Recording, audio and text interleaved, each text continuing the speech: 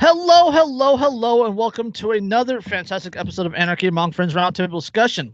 Before we get started, let me remind you that we are covered by the BIPCOT No Government License, which allows for the reuse and distribution of this podcast by anyone and everyone except for governments and the bludgies thereof. You can learn more about that at bipcot.org. That is BIPCOT.org. And I'm going to prefix this episode by saying we are also protected by Brandenburg v. Ohio, 1969, which ruled that the government cannot punish inflammatory speech unless that speech is, quote, directed to inciting or producing imminent lawless action. So everything we say here is hypothetical. It's all hypothetical. In no way are we encouraging or can be construed to be encouraging anyone to take any legal actions whatsoever. Because we're not fucking morons, and we wouldn't talk about that sort of shit on open air. Exactly. So, but that is Andrew's voice. This is obviously my voice, Jason. We have a guest with us tonight. Go ahead and introduce yourself. I'm Chris. You can follow me on Instagram at Valhalicist. It's a bit of a mouthful, but you know what? To hell with it. Yep, I'll be sure to drop the link to that in the show notes when we get to it. This is episode. What the hell? Are we 80? Episode... Is this 80? Is this 80? I have no idea. This is episode. Yes, this is episode 80. I did not. Yeah, we have no. We weren't ready for this. So most professional podcast on the internet. Plain and simple. Like it's always our professionalism and preparedness is a sight to behold. Like if you listen to the Biting the Bullet podcast and you think those guys are disorganized, whoo! Wait till you get a hold of us. Just say. Like, and that's run by 3 Marines. So. Yeah, but that explains everything. Yeah, you need to say no more. As long as they have a steady supply of Crayola 64, they'll be fine.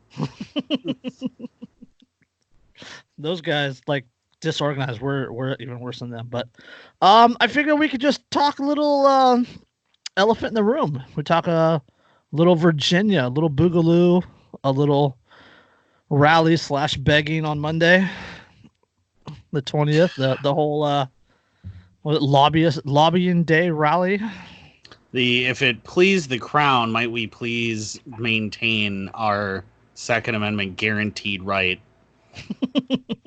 Because magical parchment will always, uphold everything. Yep. Oh yeah. That's that. It's already been the inspiration for me to wax eloquent. So last night. So that was entertaining. I'm glad that got as popular as it did. It's been shared like 100 and something times. So. Yay! So we'll cover. Let's see. I go back to my notes because again we're professional and I already forgot what I was going to say. So we got an article to cover and we'll go over the players and the chance of bad actors and give our perspective on a few things and then wash our hands of it. Good luck. We love the memes. That's my favorite part of this whole thing is the memes. Like, I'm under no delusions. I'm not gonna be like, oh, let's rally, let's 100,000 people show up. That'll really show the government they're gonna support our rights again. No, they don't care. That's not how reality works. Well, we all know that they only exist to serve themselves. So. Well, and we know from history, that the way that the founding fathers were able to throw off the yoke of British rule was to all just stand up and march around in circles holding signs. Right. So, because we know that works well. Don't forget, wave the flag. Yep. Wave your master's flag. That'll certainly get them on your side. You have to say the prayer to Magic Skycloth or it won't freedom. Absolutely. I freed him so hard I put myself in a cage. So, yeah, let's just jump into it. Let's get into this article. It's the only article we're going to cover tonight, I believe, unless I can find something else while we're talking. But it's a gun rights activist gear up for show of force in Virginia. That's not a show of force. Yep. Yeah. Police are scouring the internet for clues about plans for mayhem. Workers are putting up chain link holding pens around Virginia's picturesque Capitol Square, and one lawmaker even plans to hide in a safe house in advance of what's expected to be an unprecedented show of force by gun rights activists. God damn. Show of force. These people on neither side, neither the pro-gun side nor the anti-gun side, neither one of these people understand what show of force actually means. Yeah. Just say that phrase again. Workers are putting up chain link holding pens. Ooh. Oh my goodness. Read pre-made fatal funnels. Oh yeah, if I remember reading correctly, there's one way in and one way out. That doesn't scream trap. I don't know what does. Yeah, pre-built fatal funnel. Where's Admiral Ock? With police searching people. Right. Where's Admiral Akbar when you need him? You have to give up your Second and your Fourth Amendment protection in order to exercise your First Amendment to beg the government to protect your natural-born freedoms.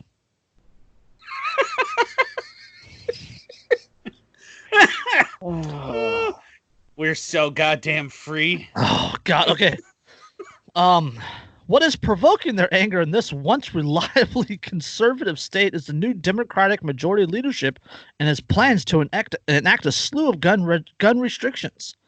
The clash of old and new has made Virginia, determined to prevent a replay of the Charlottesville violence in 2017, ground zero for the nation's raging debate over gun control. The Virginia Citizens Defense League, we'll get more on them later, yearly rally at the Capitol typically draws just a few hundred gun enthusiasts. This year, however, thousands of gun activists are expected to turn out. Second Amendment groups have identified the state as a rallying point for the fight against what they see as national erosion of gun rights. Okay, quote, "We're not going to be quiet anymore. We're going to fight them in their courts and on the ground. The illegal laws they're proposing are just straight up unconstitutional," said Timothy Fosterfield of Chesterfield, Virginia, an NRA member. There's a surprise. An NRA member who had one handgun strapped to his shoulder and another tucked into his waistband as he stood outside the legislative office building earlier this week. I love that they say strapped to his shoulders. If he's just got like this weird, like he's got a Predator style mount for this thing, and barrel shroud. It's the shoulder thingy that goes up, right? Yeah, exactly. Oh my God. But of course, he's with the NRA. The Negotiating Our Rights Away organization that has, and the fact that people think that the NRA was ever a pro-gun rights organization is hilarious. Because it wasn't even founded for that. Is the best part. That is even its purpose. It was founded to promote civilian marksmanship. That's what it was founded for. We just go back on this quote again. Okay, quote, "We're not going to be quiet anymore. We're going to fight them in the courts and on the ground.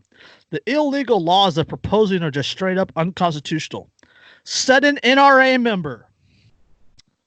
NRA, not real activists. Yeah, I mean that's the political equivalent of being a Karen going, "I shall write a strongly worded letter to the manager."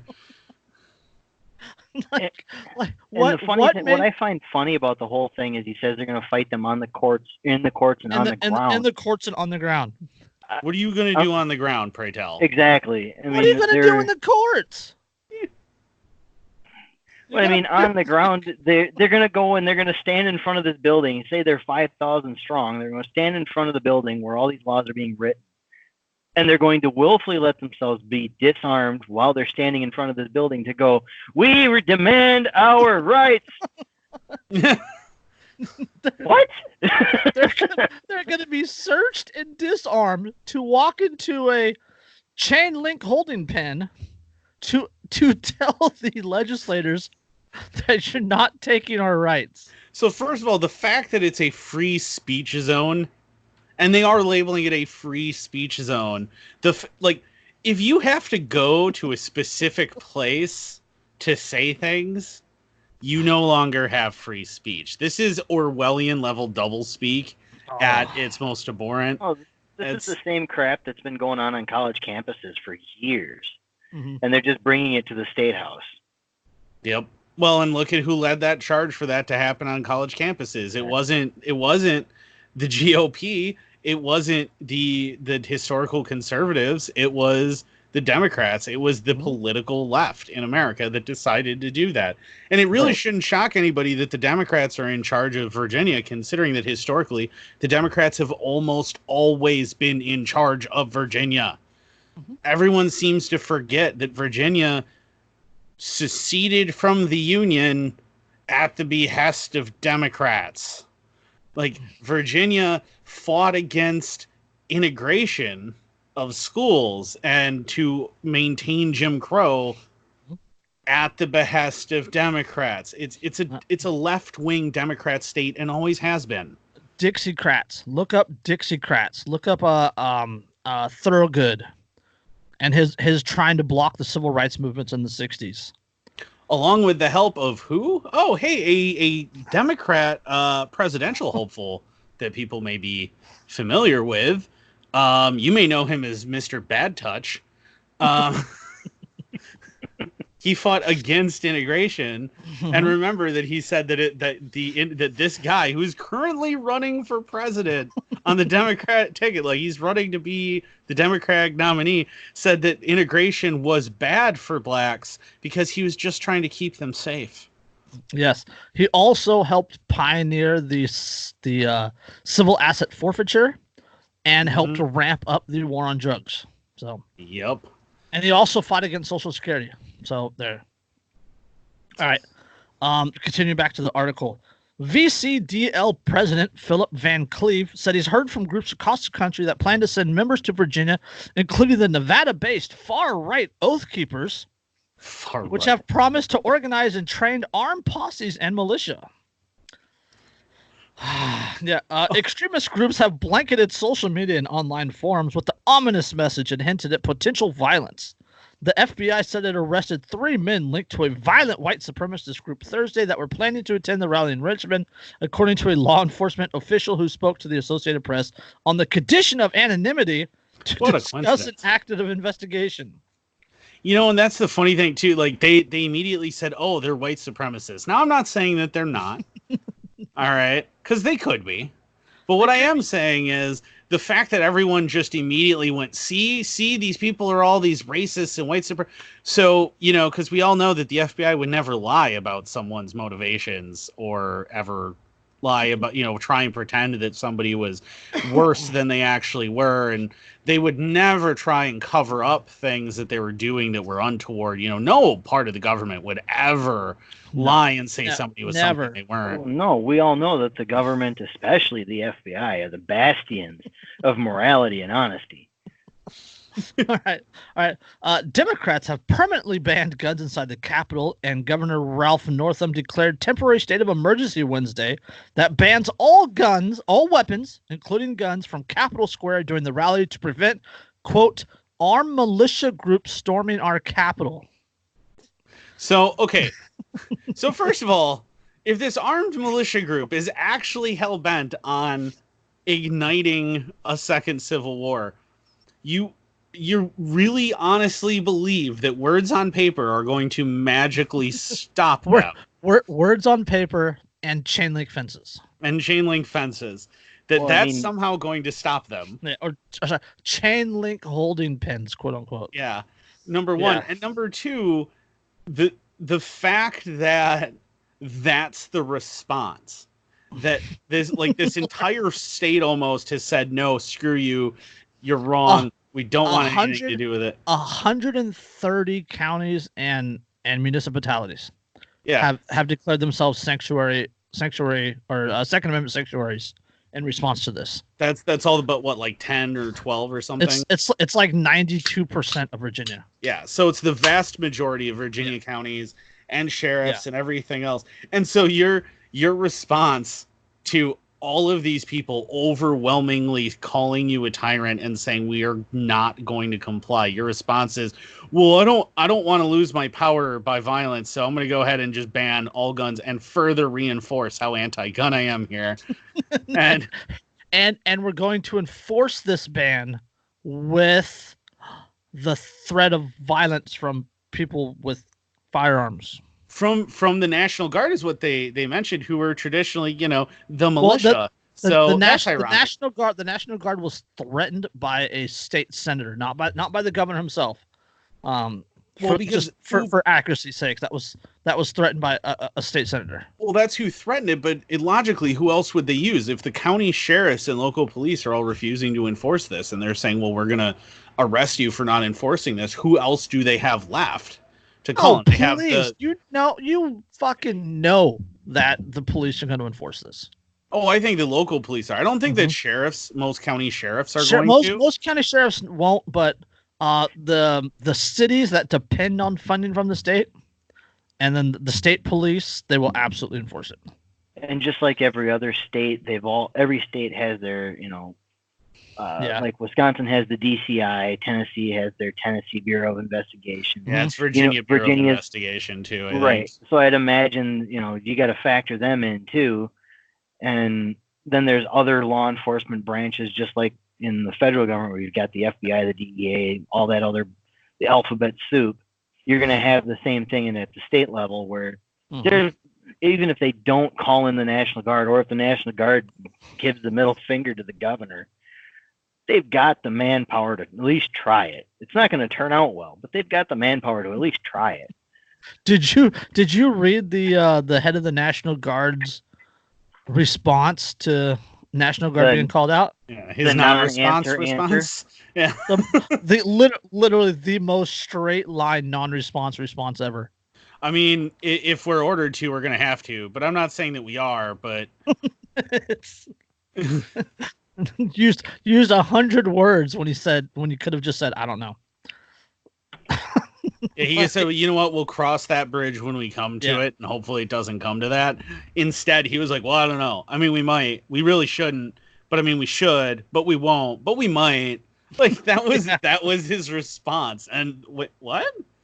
Yeah. So, all right. Andrew, you and I have both been around commanding officers in the military. Is that not how they normally talk anyway? Yeah, it's completely, I mean, butter bar on up, man. It's just this absolutely non-committal, I have no idea. Oh, do you think you could go do that? Oh, I don't, maybe, but I mean, maybe not. I don't know. Maybe, probably, but also possibly not. What? Yeah. That wasn't. We need to have a meeting to discuss this meeting so we can figure out what our readiness is, and then we'll have another meeting about that. And they'll do that too. They will go to a meeting of a bunch of freaking officers. They will go to a meeting and then come back and then hold a meeting with their NCOs to discuss the meeting that they were just in. So they literally have a meeting about a meeting. It's like they work for a hospital. All right, back to the article. Ralph Northam declared a state of emergency Wednesday that bans all weapons, including guns, from Capitol Square during the rally to prevent armed militia groups from storming our Capitol. Gun rights groups have asked the Virginia State Supreme Court to rule Northam's declaration unconstitutional, but the court on Friday upheld that ban. So that went into effect at 5 p.m. Friday, their time. And then it goes through Tuesday morning or something. Yeah, and that was the big thing that I was talking about the other night on Facebook. That was one of my rare moments of eloquence where I said, what people need to realize, because I got all of these responses when I talked about that, all these responses of people saying, well, but there's no statute to back that up. Well, but it doesn't matter, does it? Because a judge upheld it, the cops are going to enforce it, and this guy is saying it. That is a law. Laws exist solely because someone is willing to enforce violence on them, and your rights only exist as long as you can defend them from people encroaching on them. Yeah. So if they're all willing to encroach and you're not willing to defend, then guess what? It's still the law now. Yep. Yep. And what's funny is these people, they go to these courts begging them to interpret the law as unconstitutional. It's whatever they say goes. Like, who do you appeal to in higher court? And then higher court interprets it again however they want. Well, I saw something earlier today where they took it to the Virginia Supreme Court looking for them to throw it out, and the Virginia Supreme Court upheld it. Yeah, that's what it was. Yeah. And so now where do they go? I mean, they could take it to the Supreme Court of the U.S., but they take 6 months to do anything. And they still may choose not to hear it at all. Right. Yeah, the rally's on Monday. So. Right. Yeah. So Northam said there was credible threats of violence, like weaponized drones being deployed over Capitol Square. On Friday, the FAA issued a temporary flight restriction, including for drones over Capitol airspace during the rally. Well, that's interesting. I think this is more for cameras than anything else, but yeah, because they don't want surveillance of what they're about to do. Yes, absolutely. Well, what I find interesting about that is, and I dropped it in the chat for the thing, is I posted a news article where there's an U.S. Air Force JSOC aircraft, A-28, flying circles around the Capitol right now, but yet the FAA banned flights in the area. Excuse me? Well, my special permission. All right. The governor said some of the same rhetoric used by groups planning to attend Monday's rally is reminiscent of that used ahead of the white nationalist rally in Charlottesville on May 3rd, 2017. One woman was killed. Inflation with the friggin' white nationalists. One woman was killed and more than 30 other people were hurt when a white supremacist drove his car into a crowd of counter-protesters there. Yeah, those were fucktards. Fucking whiskey tango assholes. The Virginia State Police, the Virginia Capitol Police, and the Richmond Police, Oath Keepers people, all coordinated the event and have plans for a huge police presence at Monday's rally that will include both uniform and plainclothes officers. Gee. Yeah. Plainclothes officers. You mean like that cop that was caught at, wasn't that UC Berkeley or something? Like that he was caught trying to get the crowd to do violent things, and then the crowd beat him up because they were like, what the hell is wrong with you? And then they found his ID and found out that he was an undercover cop who's an agent provocateur. But gosh, government would never ever do a thing like that. Oh no. Never. Like the police have never entered the militia movement. All right. Plainclothes officers, police plan to limit access to Capitol Square to only one entrance and have warned rally goers that they may have to wait hours to get past security screening. Well, from what I've seen, based on the pictures of the fencing I've seen put up around Capitol Square, it doesn't look like it's fastened to anything. So if they really want to get through, they're going to get through. Yeah, and just push it down.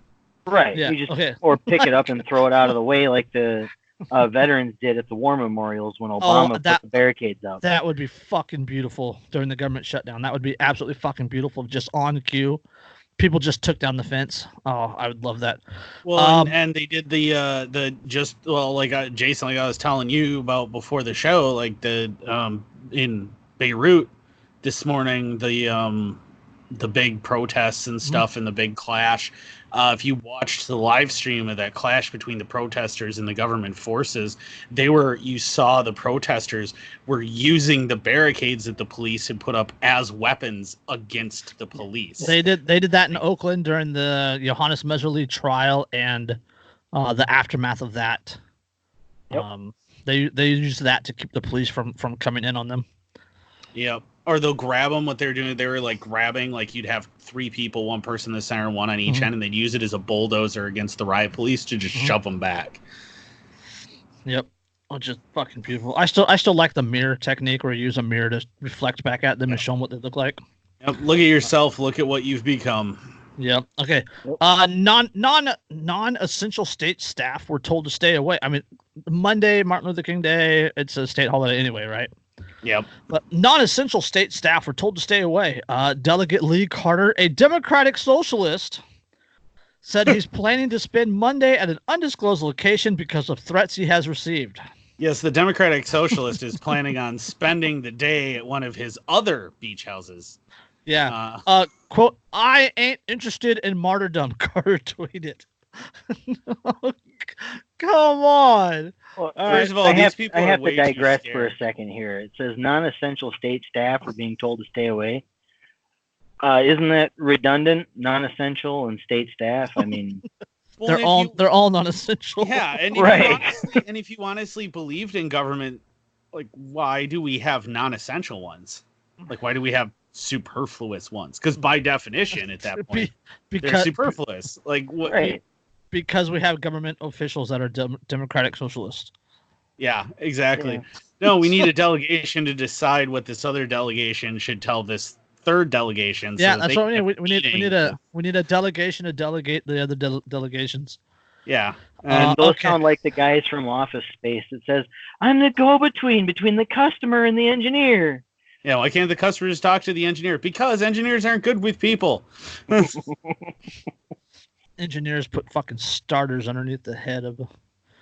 Yeah, so, Yeah. I mean, engineers. That's because engineers don't ever have to fix any of the stuff that they design, so they don't care. Oh.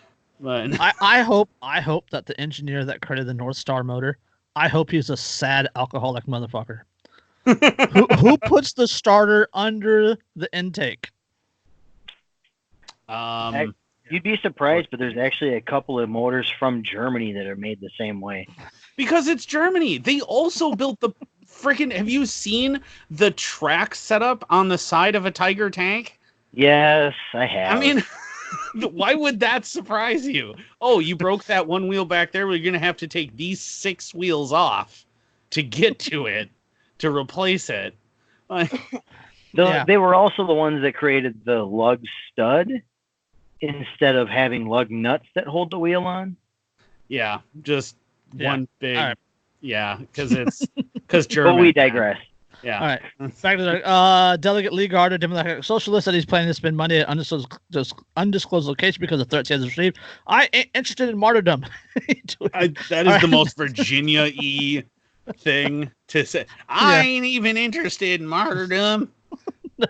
Northam lamented that such precautions were necessary for what's been a peaceful yearly event, but said gun activists have, quote, unleashed something larger, something they may not be able to control. Why would they want to, is my first question. Precisely. I don't know. Maybe it's a reaction to, I don't know, the gun control bills. The fact that you're a bunch of tyrannical assholes who need to be stopped. I don't know. Maybe it's that, but I don't think they realize that what they're doing with all this anti-gun. I'm not saying I would ever advocate for such a thing, but I will. I mean, tar and feathering needs to make a comeback. I mean, make tyrants birds again. Yep. Right. The pushback against proposed new gun restrictions began immediately after Democrats won majorities in both the state Senate and the House of Delegates in November. Much of the opposition has focused on a proposed assault weapons ban, which would affect thousands of owners of the popular AR-15 style rifles. One version of the bill, which Democrats later disavowed, would have required current owners of the rifles to turn them in or face felony charges. The bill was the spark that created the massive pushback, according to Senator Deeds, one of the few moderate Democrats left in Virginia who represents rural areas. Quote, that allowed people who like to inflame passions to say, look, they're really coming after your guns. They're coming after you, Deeds said. Thousands of gun owners from around the state packed municipal meetings to urge local officials to declare communities' Second Amendment sanctuaries, opposed to unconstitutional, they use unconstitutional in quotes, unconstitutional gun restrictions like universal background checks. More than 125 cities, towns, and counties have approved sanctuary resolutions in Virginia. You know, and the funny thing is, first of all, that he's called a moderate Democrat. And second of all, what he's literally saying is, well, see, the problem was that they were way too obvious about taking people's gun rights away. And so then that allowed them to point and say, see, we've been telling you this is the plan. And they let the cat out of the bag, and they shouldn't have done that yet. That's all he's saying. He's not saying he's for gun rights. He's just saying, oops, we let the cat out of the bag too early, and this is what was inevitably going to happen, and they should have known better. He's basically saying that the entire elected assembly and governorship went full Beto way too soon. Yeah, they should have just waited until the NRA became in favor of it. Yep, which is only a matter of maybe a year. Yeah. Or would have been until all this crap happened. And now, because the NRA is now suddenly seeing its membership numbers hemorrhage horrendously, and their money's all going away, most importantly, and everyone's seeing them for what they really are, they're now trying to backpedal and change what they're saying.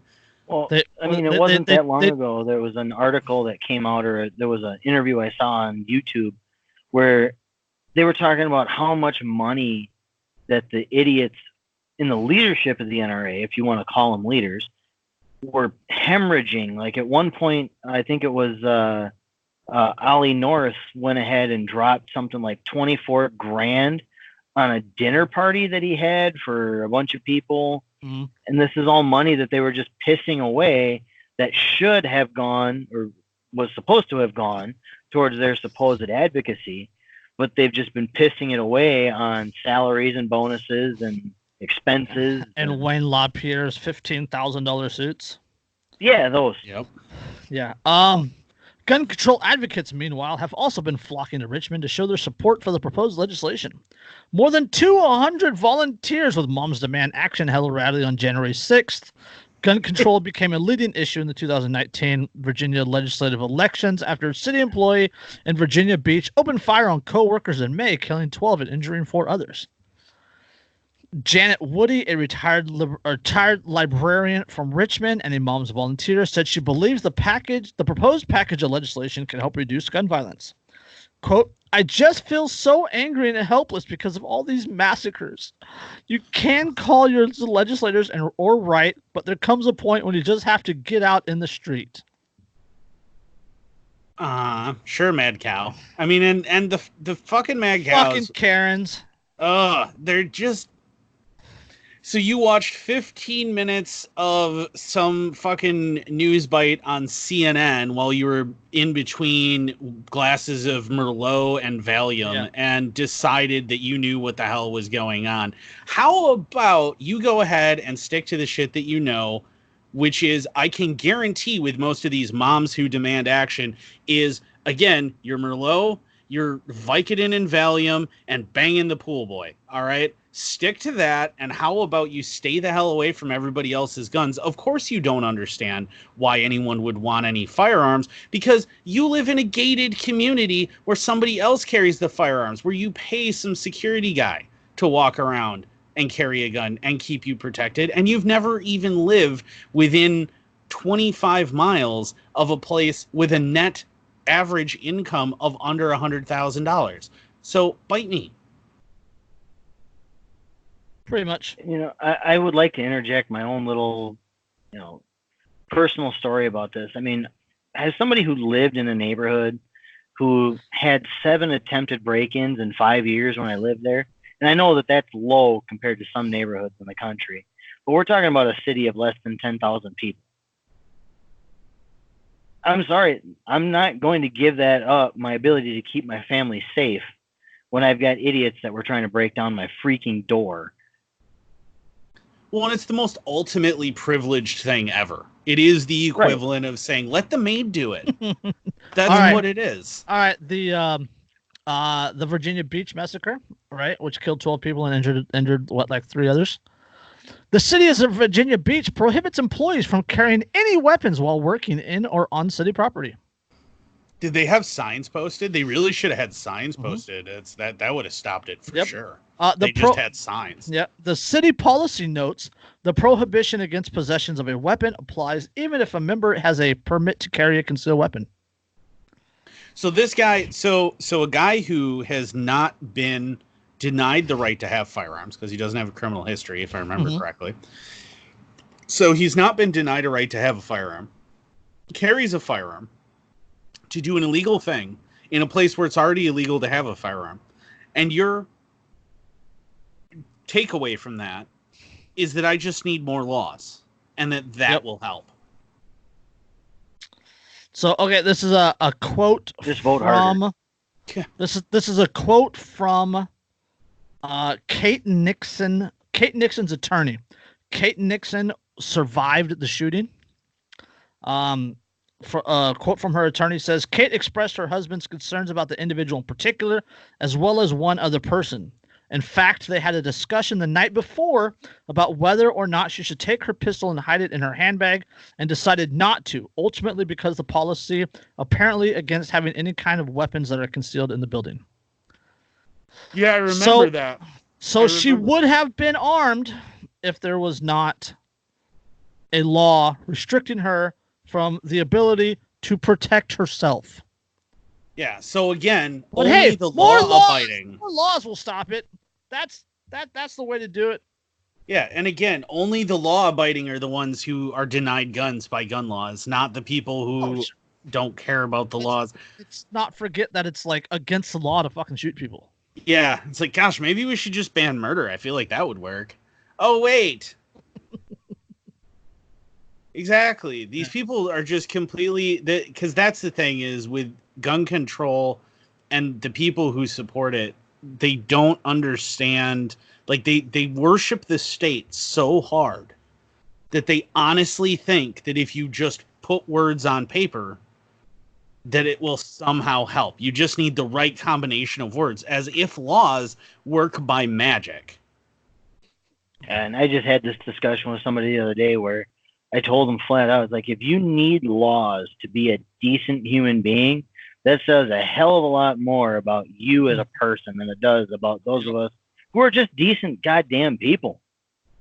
Jordan Peterson, who? Jason knows what I'm talking about. Yep. One of my favorite quotes. Yeah. I mean, and that's the thing though, is wasn't it was it like Socrates or was it Plato? It might have been Plato that said that the evil men or the good men do not require that the state tell them how to act rightly, and the good men don't require that the state tell them how to act rightly, and the evil men will not or will do evil regardless of the state, something to that general effect. And that's it was something like that. Like basically, like, look, good people don't need laws to tell them how to be good, and bad people are going to be bad whether the law says that they shouldn't be or not. Yep. And that's been a basic truth since before ancient Greece, and yet somehow these Karens still don't get it. Cain killed Abel with a rock. Plato, good people do not need laws to tell them to act responsibly, while bad people will find a way around the laws. There we go. There you go. So, yeah, rocks, spears, bow and arrow, fists, clubs, axes. The most popular weapon in the United States to kill someone, you know what it is? The single most popular weapon for homicides. Screwdriver. Number 2, hammer. No. Medical malpractice. I mean, what? Yeah. I mean, that's right up there. But no, I mean, to intentionally kill someone, to actually commit homicide, it's like screwdriver, hammer, fists and feet, knife, something else. I don't remember what number. Baseball bat. And then, like, guns don't even actually make, like, the top, like, 7 or 8.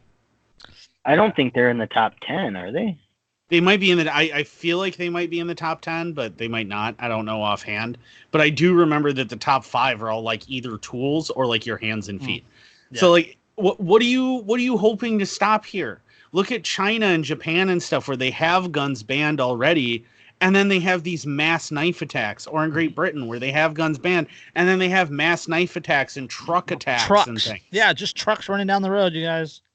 Like, you're not going to stop evil people from doing evil things by disarming all of the good people and rendering them defenseless. It just doesn't work that way. Yeah. All right. I have to read this real quick. Just for... I looked into these guys, the VCDL, Virginia Commonwealth Defense League or Committee Defense League, whatever it is, I don't remember. But their about section. All right. VCDL is a non-profit, nonpartisan grassroots organization dedicated to advancing the fundamental human rights of all Virginians to keep and bear arms as guaranteed by the Second Amendment of the United States Constitution and Article 1, Section 13 of the Constitution of the Commonwealth of Virginia. VCDL believes that to win the fight to restore our gun rights, we have to go on the defensive. Make use of a very effective lobbyist, the voter. We have to beg the crown, please, sir, if it please the crown, might I keep my rights? If it pleases the crowns, can we have our freedoms? Yeah, like, that's our founding fucking fathers rolling in their graves could power America right now. Like, they're spinning that much because this is what our country has become. We have gone from a country that as soon as the revolution was done and then they started trying to tax them again, we're willing to go right back to war. Hashtag Whiskey Rebellion, Google it. And they were willing to go to war immediately again after years and years of already having gone through a war. Because everyone seems to think that, like, it was, like, 2 years or 3 years. Oh, no. No. You're talking, like, 10 years of fighting before the U.S. actually truly gets its own country. Talking about an extended period of time of fighting.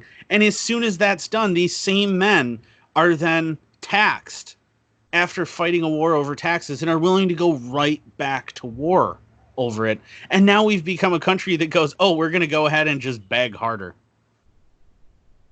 We're going to beg and plead that much harder now. We're not actually... That's what it is. You know, we're in a position that we're in because all of these generations are so much weaker than the generations that came before them. Mm-hmm. So, all right. Like the VCDL, and we mentioned Oath Keepers is going to be there. The NRA is going to be there.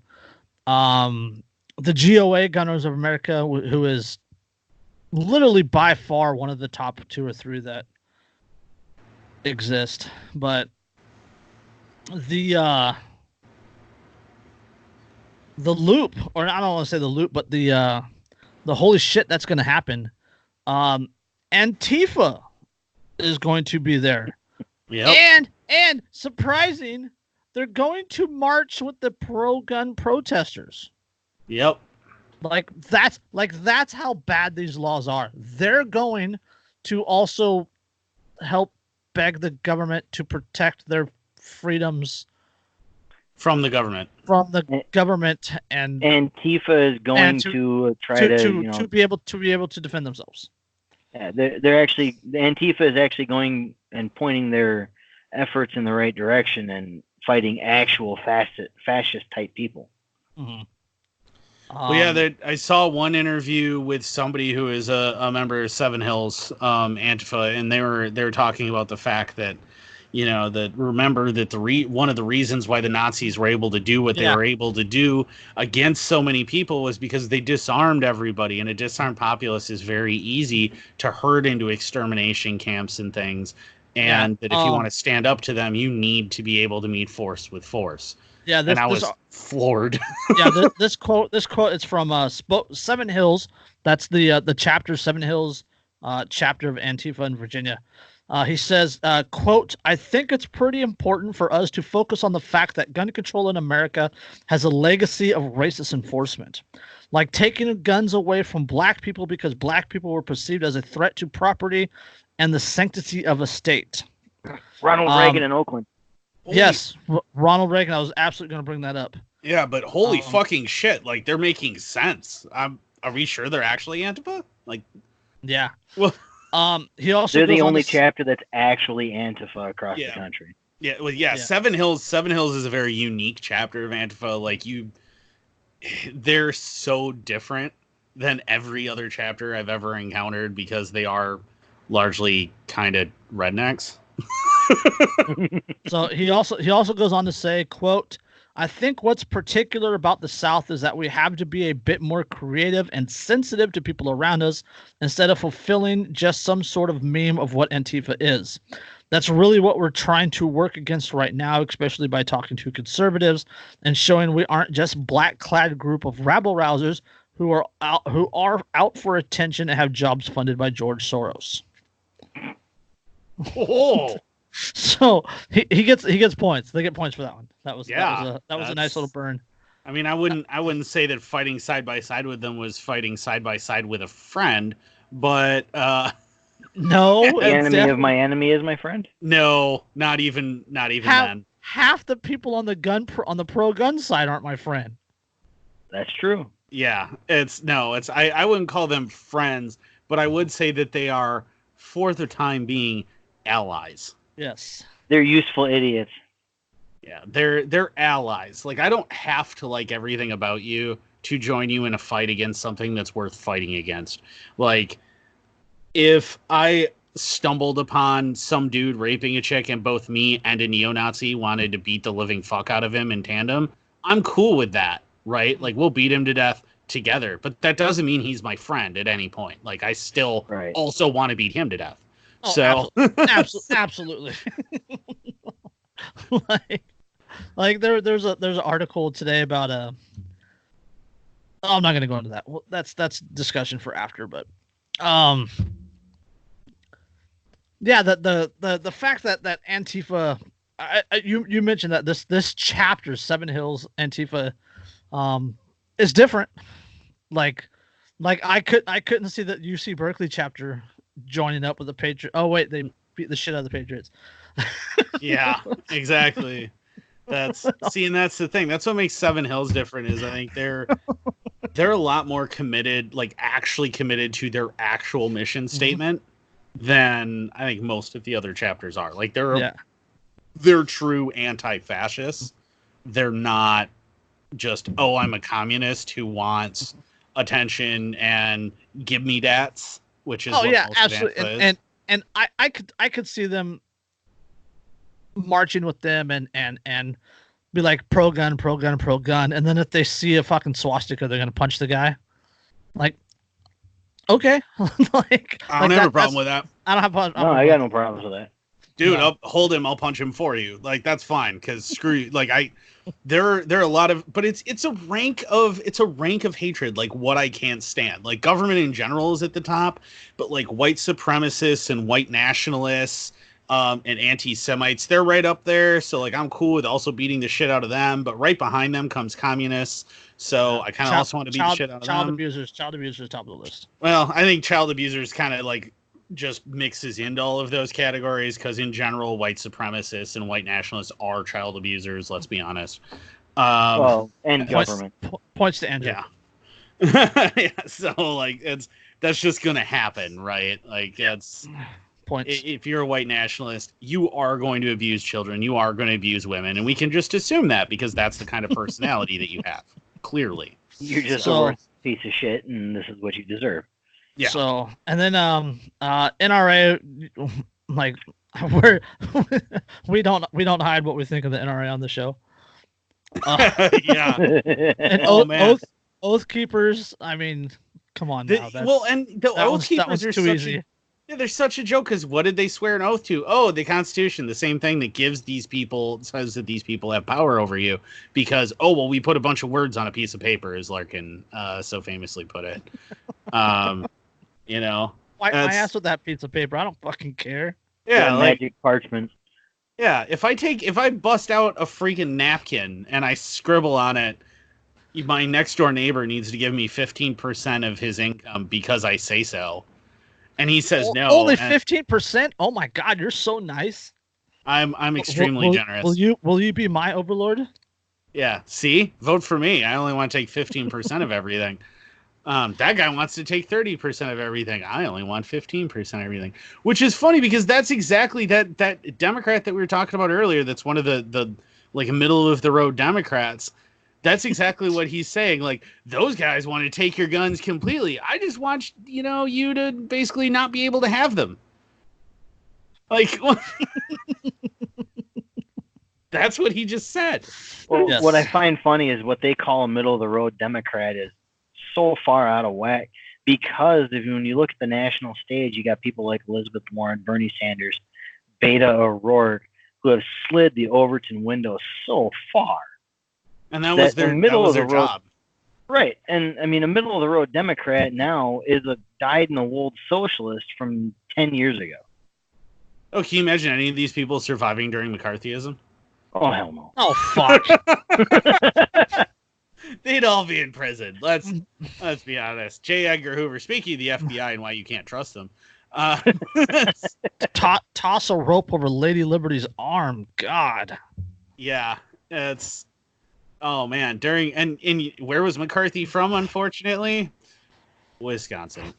Yeah. So we have a lot of sociopaths from our state, Andrew.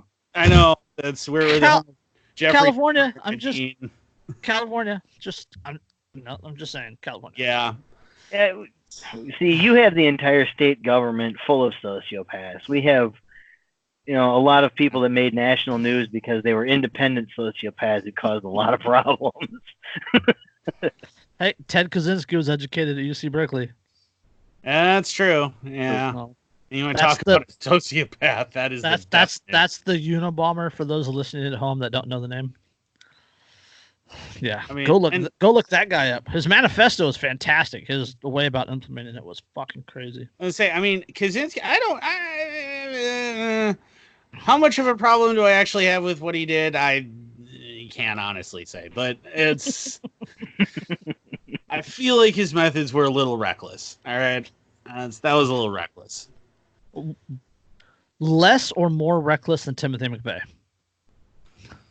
I actually think McVeigh was set up. So yeah, I think McVeigh probably actually had that truck on the correct side, and it got moved. Yeah, McVeigh and Nichols were both set up. So, all right. There's another article I found that I think I'm just going to read a couple paragraphs from, and it's from Ammoland, who I am a huge fan of their blog. Ammoland, and then ammo.com, like their educational blog is fantastic. But Ammoland, I share so much stuff from Ammoland, like constantly. I feel like everything they post, I wind up sharing. So this is from yesterday. It says Virginia governor sets a trap for lobby day.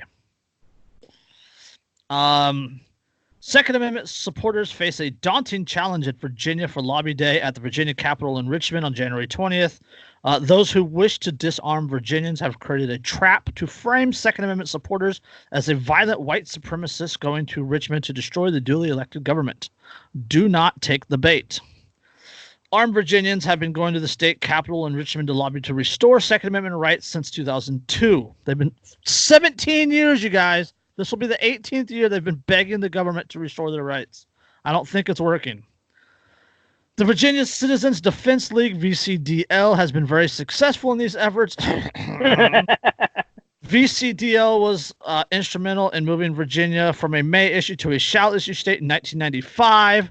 It was made a shall issue law better by such things as eliminating many gun-free zones, eliminating the requirement for fingerprints to obtain permits carried. It also kept moving. Okay, blah, blah. 2019, a combination of lawsuits used to gerrymander Virginia voting districts in favor of Democrats. Millions of dollars of money was spent by billionaires aimed at destroying Second Amendment rights.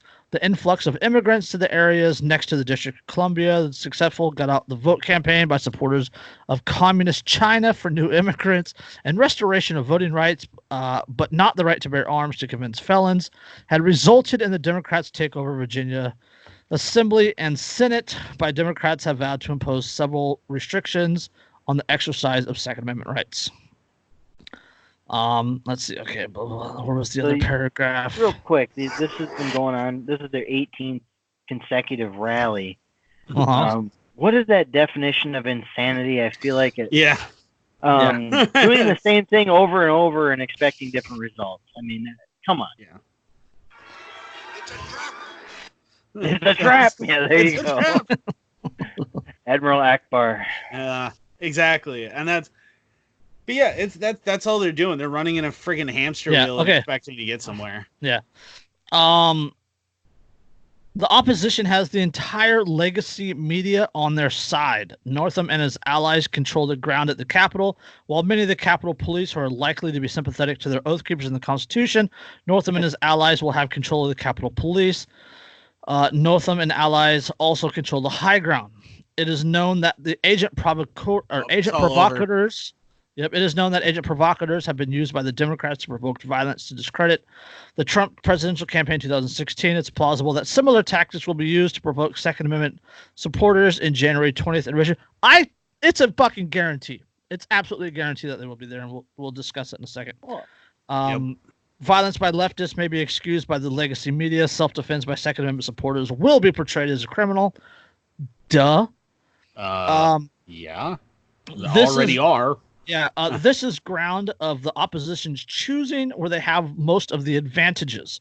The only chance of winning is a moral victory where the General Assembly and the outside world are shown an overwhelming presence of peaceful Second Amendment supporters lobbying for their rights. That could be a difficult goal to achieve when agent provocateurs and false flags are serious possibilities. The majority of the Second Amendment politicians are unlikely to be moved. The legacy media will sensationalize any violence. They will downplay even massive majority of Second Amendment supporters. Duh. Like, I'm just gonna go throw this out there. I would love it if nobody that's attending the rally actually went inside the hamster cage. They all just stood outside with their armed, with all their weapons. Just stood out there and went, you know what? Here's a double barrel. Fuck you. I mean, yep. Here's our guns. Here's our fingers. Come and take them. Come and take them. So send bachelors and come heavily armed. Yeah. Although I have to point out that Server Anakin, I have the high ground. As soon as you said they have the high ground, I'm like, another Star Wars reference. Look at that. Look at how convenient. So, yeah, the legacy media in his case is the mainstream media. And as we know the mainstream media, they're going to sensationalize anything they can because, well, half of them are in the government pocket, and then the other half is they're still a business, so they have to sensationalize so they can get watchers and readers so they can charge more for advertising and make more money. It's all about them golden clicks.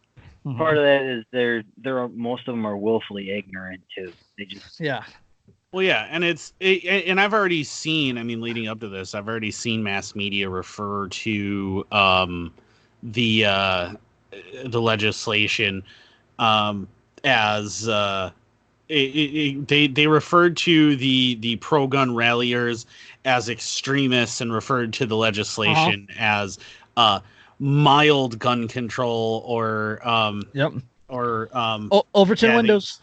Yeah, it was. They were like, "Oh, it's mild gun restrictions." I'm like, that isn't mild. Reasonable gun restrictions or common sense gun laws. Yeah, reasonable common sense. You see all these things, and it's like, okay, first of all gun laws are restrictions. All gun laws are backed by confiscation. Right, and they're all right, and they're all restrictions on a right, which makes them what? An infringement. So there is no such thing as a mild infringement. So that's what you're either infringing or you are not. Yeah, exactly. It's a right. Like, oh, they only mildly restricted your right to free speech.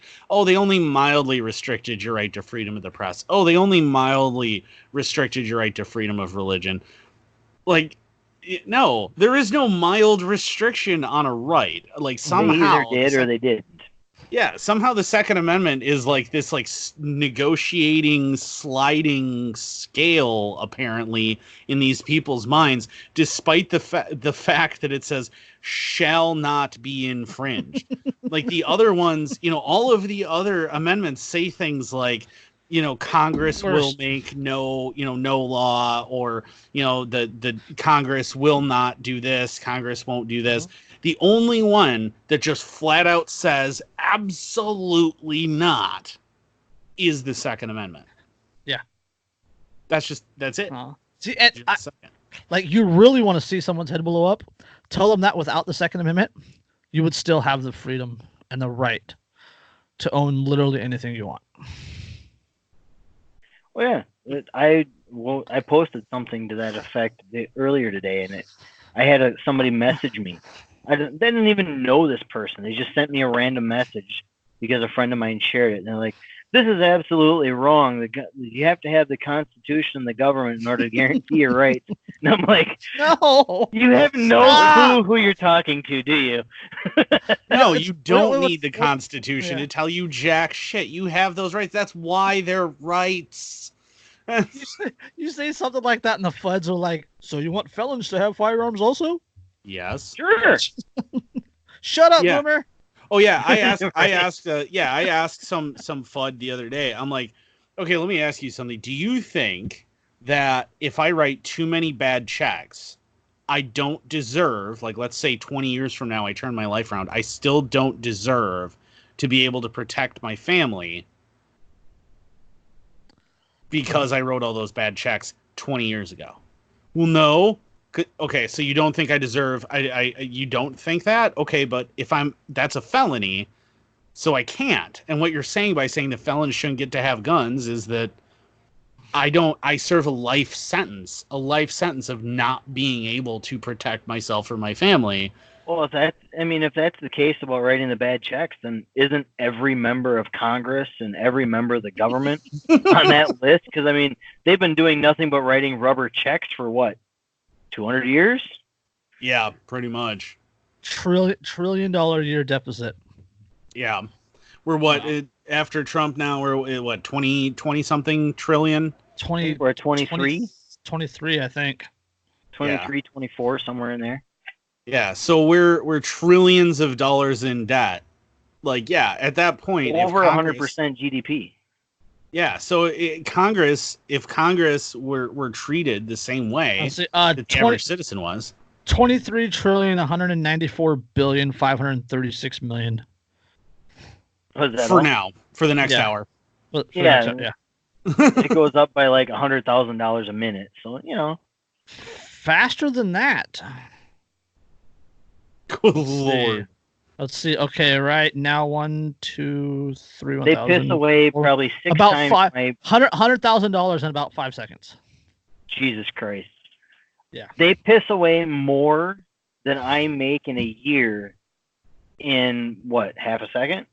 Yeah, and complain that $172,000 a year salary isn't enough. Right. So. No, fuck off. Yeah. Okay. Can you imagine if somebody who wasn't, who didn't have a military backing them and to threaten you with violence if you didn't give them what they wanted, and who, an average citizen or an average businessman, if they wanted to try and spend money in that same fashion, they would be in prison and they would be a felon. Like, all right. So let's jump back on the topic. So, reading that article from, the fuck was it from? AmmoLand? Yeah, AmmoLand. Okay, so about don't go, it's a trap, blah blah blah, bad actors, agent provocateurs, and so what, in your opinion, is the likelihood of something happening, of bad actors, agent provocators, violence? There's guaranteed to be violence.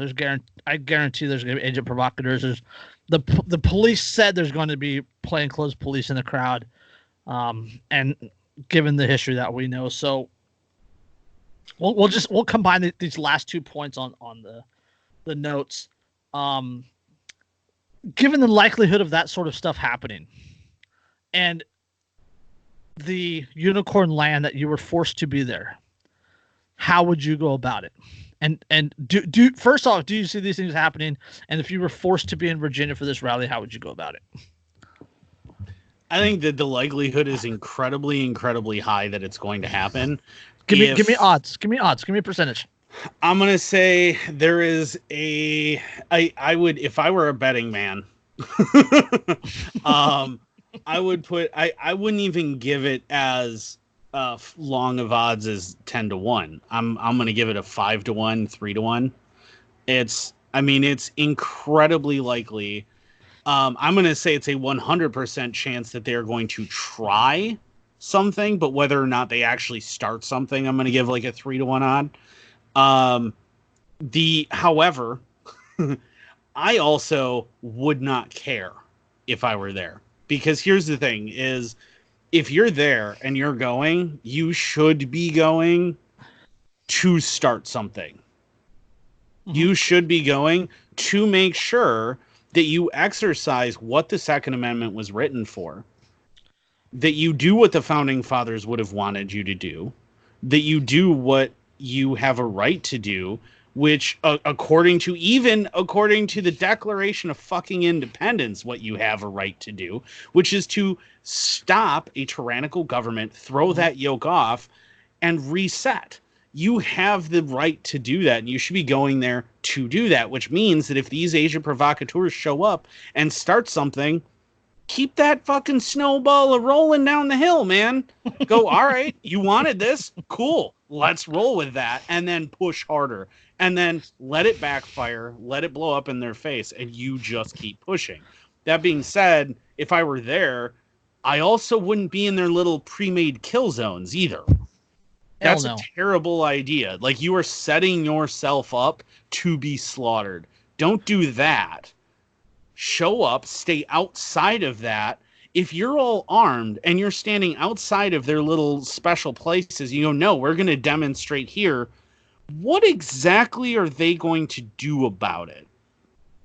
Because not at this a goddamn thing. Yeah, because at that point, they have a choice to either simply let it go and let you continue to just say, hey, please, sir, I'd really, if it please the crown, like to keep my rights. Which is probably, you know, what most of these rally people are going for. That's absolutely what they're going for. And they're going to wave the fucking American flag. Which is the same one that flies over the Capitol building. Exactly. And they have the choice to let you do that or to try and intervene, say, no, you need to go into this place. And if they start coming in, you're armed. They are at that point starting the armed confrontation. They started it. Like it, Lexington and Concord,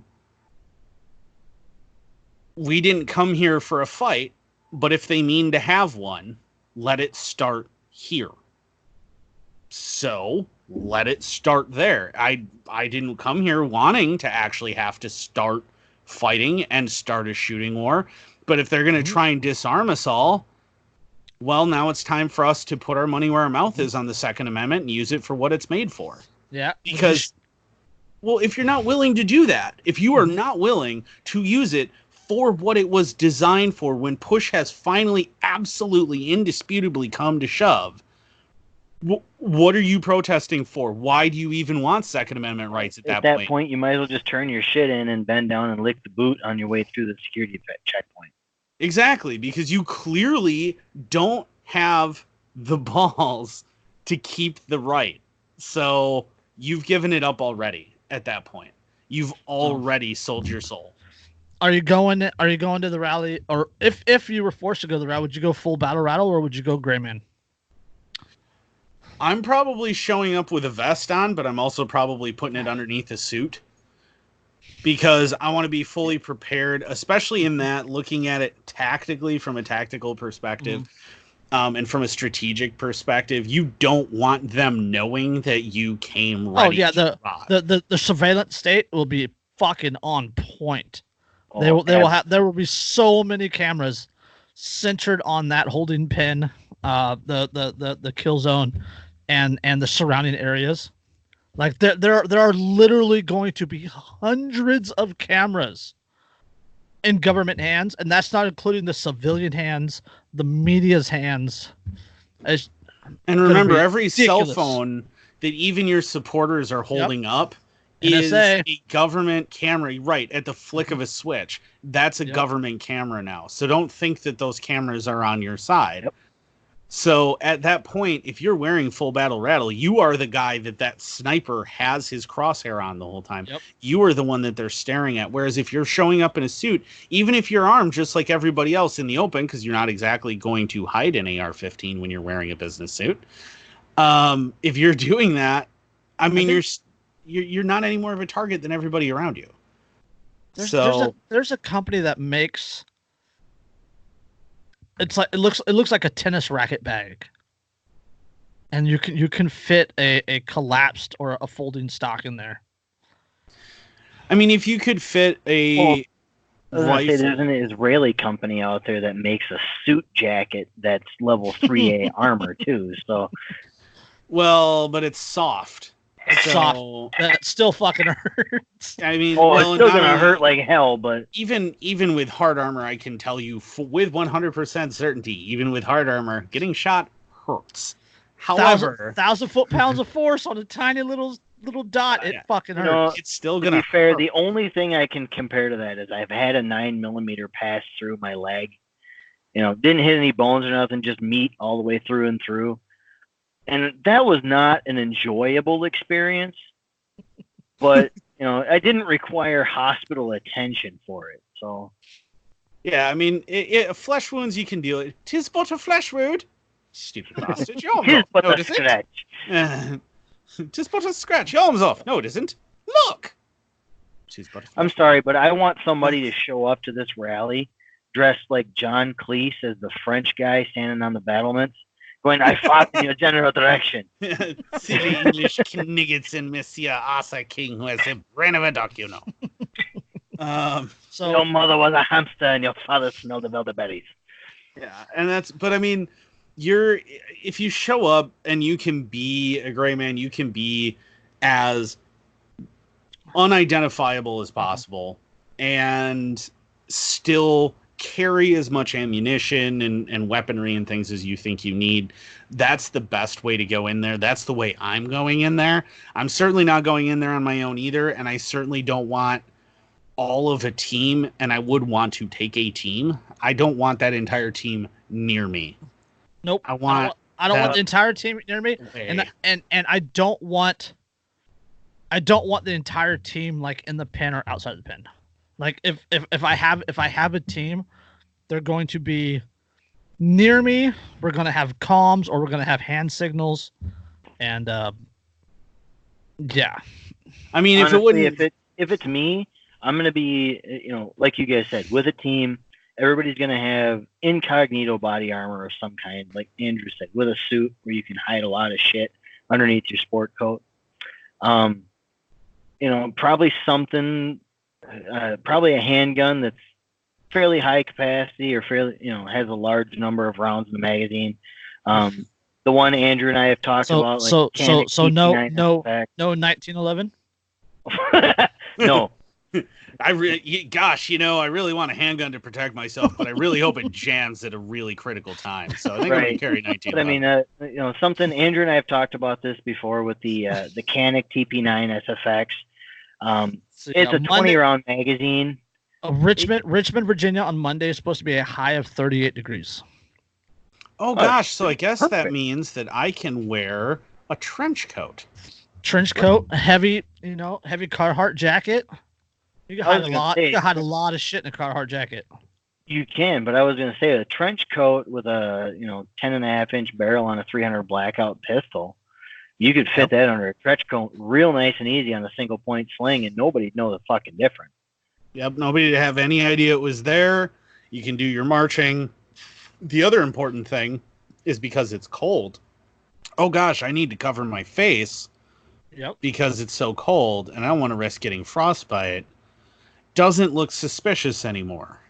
Right.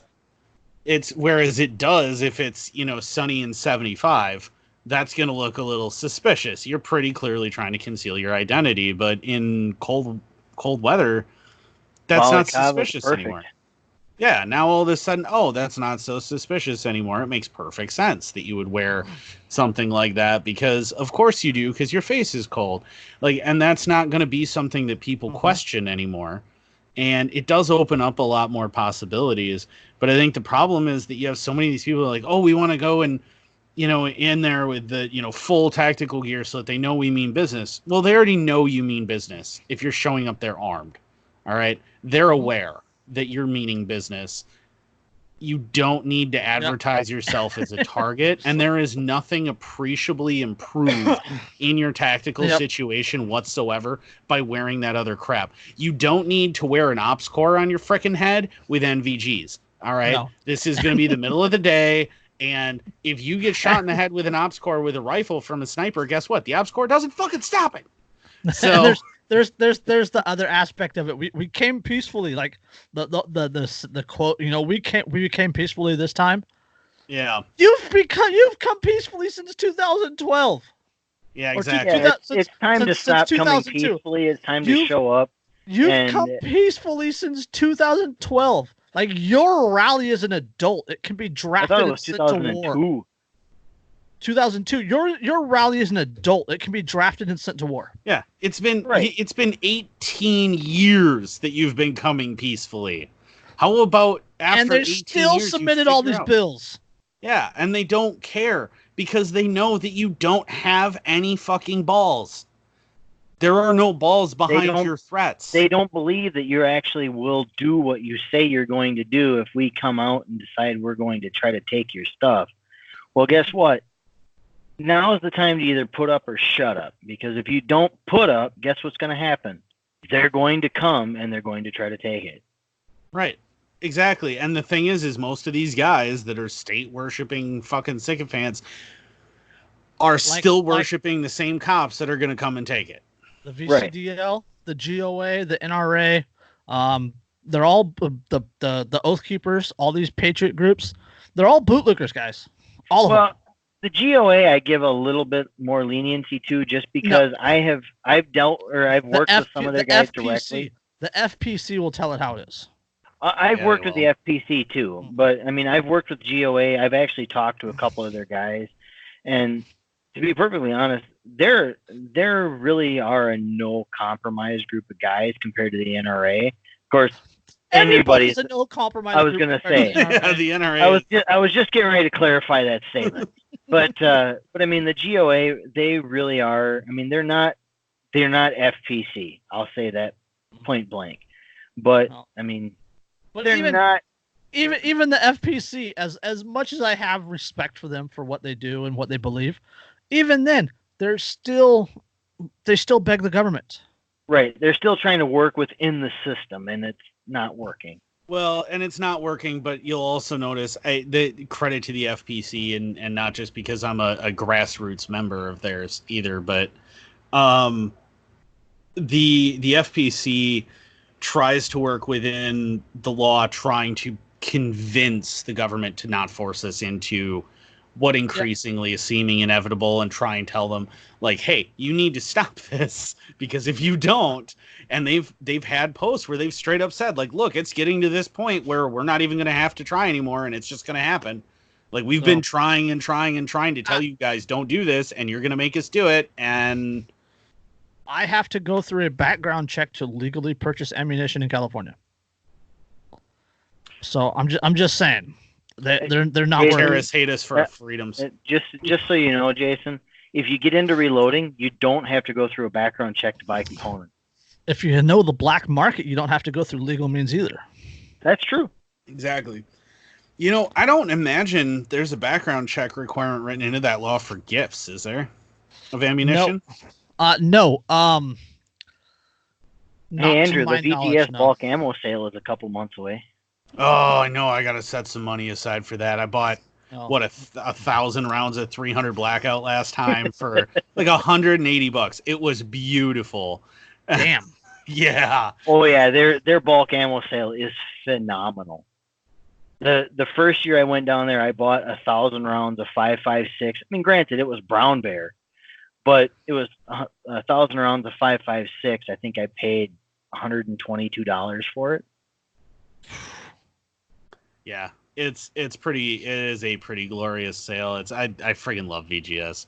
I think I still have a magazine of that Brown Bear around here somewhere. Yeah, that 300 Blackout was Fiocchi too. I mean, it's only Target ammo, so, but it's Fiocchi, and I got for $180. Oh, by the way, Andrew, all that Fiocchi the Fiocchi brass you gave me after that last range day. Yeah, we made really good hunting loads this year. Just so you know. Yeah, so that's what burned me so badly up on my neck that I'm still scarred, I'm pretty sure. Oh, no, that wasn't. That was a 5.56 out of my rifle. Yeah, that gave me a nice brass burn. Yeah, that was fun. You deserved it. Don't stand directly to the right, parallel to the ejection port of a rifle mag dumping, kids. You deserved it because you sold out for 300. Freaking love my 300. So, all right, back on point. To be fair, I have a couple of 300s too. So, I mean, I've got the 5.56s, but I've got the 300s as well. So, back on point, Andrew, since you're the kind of expert with this, let's talk a second about asymmetrical warfare, because asymmetrical warfare is going to be it's what's needed in this situation. It's like begging the government is never going to happen, right? You're not. I'll start talking.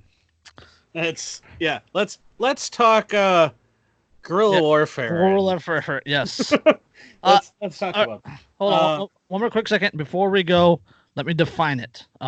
Asymmetric warfare is defined as warfare that is between opposing forces, which differ greatly in military power and typically involves the use of unconventional weapons and tactics, such as those associated with guerrilla warfare. Laughs in VC. Yeah, I would have also busted out my Al Qaeda, Viet Cong, all over Central Africa, South America. They all involve asymmetrical warfare, and the U.S. military has never defeated an asymmetrical. Yeah, I keep seeing that too. I keep seeing all these people that are saying things like, well, what are you going to hope to do against the entire state of Virginia with just your rifles, and they're just going to have drones. And I'm like, laughs an Afghani goat farmer. Laughs harder in Vietnamese rice farmer. Like, no, asymmetric warfare always works.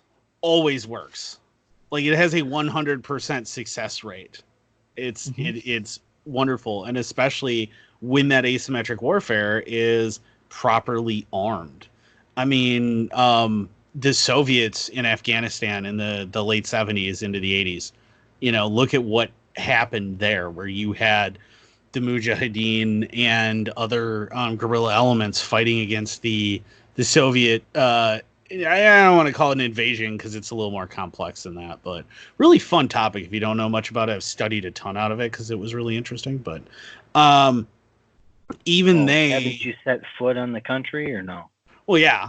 But it's the subject of the Soviet invasion specifically. Most Americans have no idea what happened, or that America was involved almost from day one, or that the Soviets lied to their own. I realize, shocking, but lied to their own citizens and called it. And this term might sound familiar to people in the United States.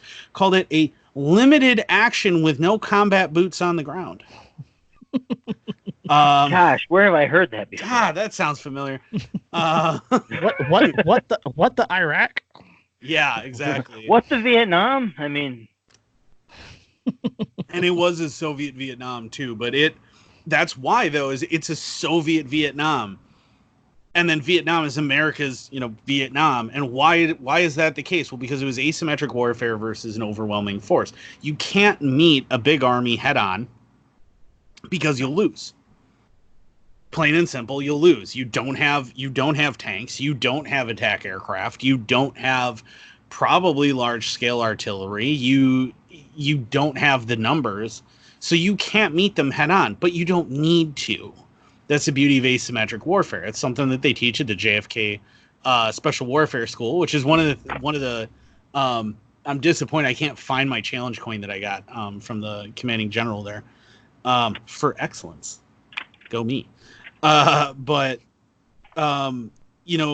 you talk about the asymmetric warfare here in this context, I mean, you look at it and not only are you set up in exactly the same way that the Vietnamese were, in the exact same way that the Afghanis insurgents are, but with even better access to weaponry right out of the don't have to wait for a third power to start sending it to you. You all already have it. So like half of the issues are already solved because you have all the guns already, man. You have the guns and the ammunition, and you're basically already standardized de facto on the exact same rounds that your opponent's using, which means you can just raid the bodies, right? Roll for loot. Come on. I mean, that isn't something you could do if you're a American supplied Mujahideen in Afghanistan in the 1980s. You can't just take guns and weapons off of your opponent necessarily because it's in the wrong caliber. So you can't use that, or you have to pick up one of their guns and then use that. Or if you're if you're a Vietnamese rice farmer in the 1960s and 70s in Vietnam, you can't just take guns off of dead Americans because, well, their guns are in 5.56 and yours are in 7.62 by 39, so you can't use their rounds, you can't use their guns. We don't have that problem in this situation, so any insurgents would not need that worry on their hands because roll for loot. You have access to all this stuff. On top of that, one of the things that people need to also remember what John Brown did in, was it 1860, 1859, 1858, something like that. The taking of Harper's Ferry. When he seized Harper's Ferry Armory, right? He just showed up and took an entire armory over and its stores of weapons and everything else because it was sitting right there. That was back when all we had, for the most part, were major national armories, really big locations. We now have thousands and thousands of armories spread across the country that are guarded by like one fat dude who does this on weekends. There's one, like, it's like I read it was like 3.8 miles from me or something like that, and they have like a dozen brand new Humvees or recently returned Humvees, and they're all just sitting there collecting dust. Hummers, you'll have artillery trucks, self-propelled guns, attack helicopters, transport helicopters. Although I don't think you're going to break into an armory and just hop in a helicopter and know how to fly. This ain't Hollywood, man. Those things are really, really hard to fly. I hopped in an actual, like, professional, like, the full-scale helicopter simulator to try and fly one once with basically no coaching. Like, because the pilots thought it would be funny to see if I could, because I told them repeatedly how much I knew that I couldn't. And they were curious. Oh, yeah, I took off and, like, immediately at, like, 100 miles an hour, slammed the thing into the ground. It's really hard. That is going to happen. But driving an Abrams tank is incredibly easy. So, like, literally a child could do it. I just kind of want to throw this out there. And I find this really funny. You were talking about all the different armories and stuff across the country. And, especially you're talking about National Guard, you're talking about reserve components, all that stuff. Between two small towns in western Wisconsin, you have a base called Fort McCoy. They actually have signs on the highway that say, "Ammo convoy, go this way." Oh, gee, I can't imagine where all the ammunition could possibly be stored. Maybe I'll follow these signs. What's that patch on your hat say, Andrew? Yeah, Wolverines. Exactly. That's why I wore it, because I knew what we were talking about. Andrew, I need one of those. Andrew has Wolverines with the AK. Kristofer has Black Guns Matter with the AR, and I have the It's Dangerous to Go Alone, Take This with the 8-bit AK. I would love to have that patch right there, Jason. I need one of those. There you go. There's mine.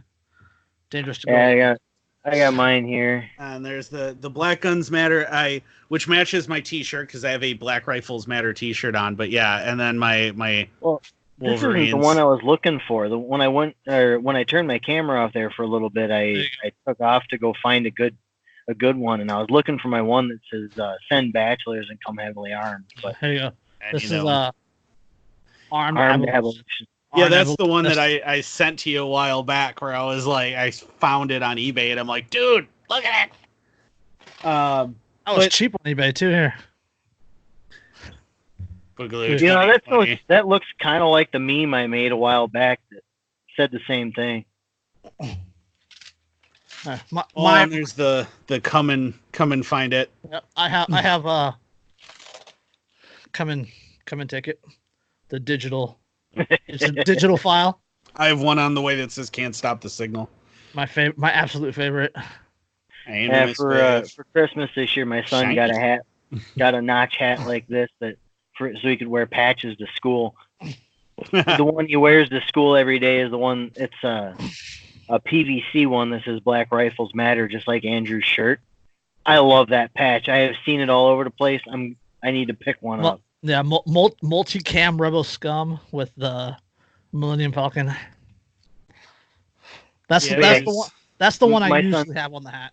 Yeah, my son goes to school in La Crosse, where Andrew lives, and he wears that hat to school every day with the Black Rifles Matter. And I'm surprised I haven't gotten a call yet from the district, because that'd be hysterical. You should get him the hat like this from Stick This On, where this entire panel and this entire panel are all hook and loop. So the entire front of the hat can hold patches. So that's how I'm able to wear like really big patches like that on it, because it's the whole thing's designed for it. I freaking love it. This is actually one of the prototype ones. They did a limited run of like 10 prototypes, and I got my hands on one from them, which was cool. But no, what I was saying though is as far as the asymmetric warfare, I mean, the Wolverines in the original Red Dawn are the perfect example of it. It was asymmetrical, yeah. Asymmetric warfare. It's I can't possibly face them straight on, so I need to use ambush tactics. I need to pick my battles very carefully. And the biggest thing is, like, looking at this and them saying it's a trap. That is a trap right now. That's what's coming on Monday. That setup at the Capitol is a trap. Oh, if there was ever a place you don't want to have something start, it is there on a battleground that your enemy chose. Mm-hmm. You don't want them choosing it. That's the point of asymmetric warfare, is you are always the one choosing the battlefields. You're always the one choosing when the engagements happen. And you look at how that all set up for Monday, you know that there's going to be people from the government on Overwatch. I wonder if there's going to be anybody outside the perimeter on the civilian side. Maybe somebody close to the Capitol had an Airbnb available that's going to be able to provide that kind of support for the people inside the First Amendment zone. I mean, probably not. I can almost guarantee you that these people are not good. None of them are going into this expecting shooting to start. And if it does, they're all going to break and run, which is, I mean, the prudent thing to do. In that situation, you're not going to win that fight. No. You're just not. You're not going to win that fight. And there's no point in trying to even start anything there. You need to hit them when they are not expecting it and where they are not expecting it and everything else. And anyone who thinks that they're going to show up and they're going to start something, dude, you're just going to die. And it's going to be for nothing. Because not only are you going to die, you're going to die in a place where they control the media and they control the narrative and they control everything, which means that you just look like a psychopath at the end of the day. Yep. You're a dangerous psychopath. The victors write the history book. Exactly. Looking at it right now, the Capitol Square looks like it is in downtown, and it looks entirely surrounded by corporate buildings, businesses. Yep, and all those tall buildings are going to have sniper nests on them. Yep. Mm-hmm. Let's see. There's a FedEx, and there's a restaurant, and there's a Starbucks, and there's a 7-Eleven, U.S. Court of Appeals. Oh, wait, there is apartment buildings. I mean, looking at it... Right next to a church. My operational assessment of that location... The Patrick Henry building is on the... Oh, hashtag irony. But, looking at that, my tactical assessment of that is it would be a winnable fight if you went into it fully committed to it being a fight from the get-go and you moved quickly. However, that is not going to be the case. Yeah, you would have to be willing to kick that shit off right away. Violence of action is the only thing, in my opinion, that could turn that for your side. Because the shock and awe would have the desired effect, but like that would take such an overwhelming force.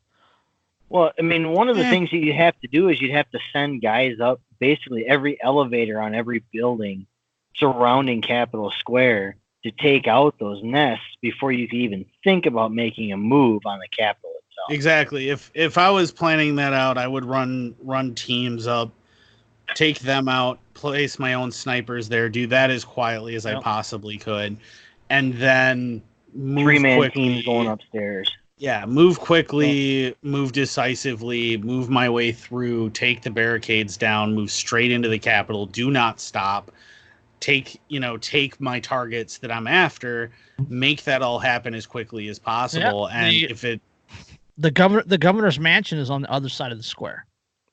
Right. So you can take. I mean, it's takeable. It's doable. Like I said, that it would be objectively as an objective thought exercise and what you could do asymmetrically. Yeah. It's doable. It's winnable, but it's not with the people who are going to be there and with how they're going in there, their mindset and things. It's just not going to be worth it. No. And the moment that it turns into a prolonged engagement at that location, you need to break contact and move as quickly as possible because it's going to be a fatal funnel. You're all going to die. And chances are very, very good. If you show up at that rally, show up expecting that they are going to try to instigate something. They will have agent provocateur there to start it, and you will die. Don't forget, like, we're not talking agent provocateurs among the, or not just agent provocateurs among the Patriots and the Second Amendment supporters. Agent provocateurs among Antifa. Like, we know this. It has been proven in the past. Yep. Right? I mean, they may march with you, but what's it? I mean, like, really, like, how hard is it for an agent provocateur to, like, you know, to push somebody and then, like, the enemy of my enemy isn't my friend, but, like, you know, enemies next to each other for a common goal. Like, they're still fucking enemies, you guys. Yeah, they might be allies today, but remember, that's like everybody says when you're, you know, selecting the lesser of two evils. Well, that's assuming that evil needs. Yeah, that's assuming that evil needs to exist in the first place. Yeah. So. Well, and the thing to remember is what Mad Dog Madison, with as much of a statist pile of garbage as he said some great things that as a warrior I truly appreciate. Including, you know, always bring a knife with you just in case there's cheesecake or you need to stab someone in the throat. But I really appreciate that one. But he also said one of my absolute favorite quotes of all time, which is be kind, be courteous, be professional, and always have a plan to kill everyone you meet. Yes. Yep. So. Yep, that's one of my all-time favorite ones there. Oh, all right. On that note, I totally forgot what I was going to ask. All right, so is this, in your opinion, quick synopsis, is this the start of the Boogaloo, or is it just a continuation of more begging? Personally, I think it's going to start off as the continuation of more begging.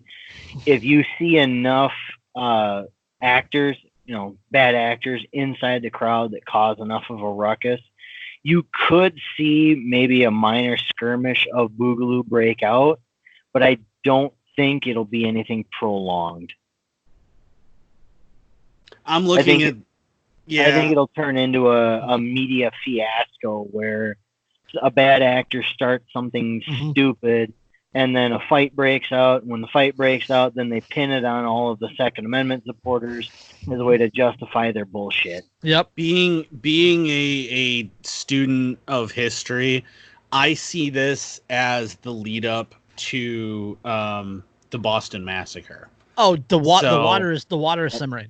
The water is absolutely simmering. Yep. What I see this as being is it's a rebel force is not going to win this, regardless of if shooting starts.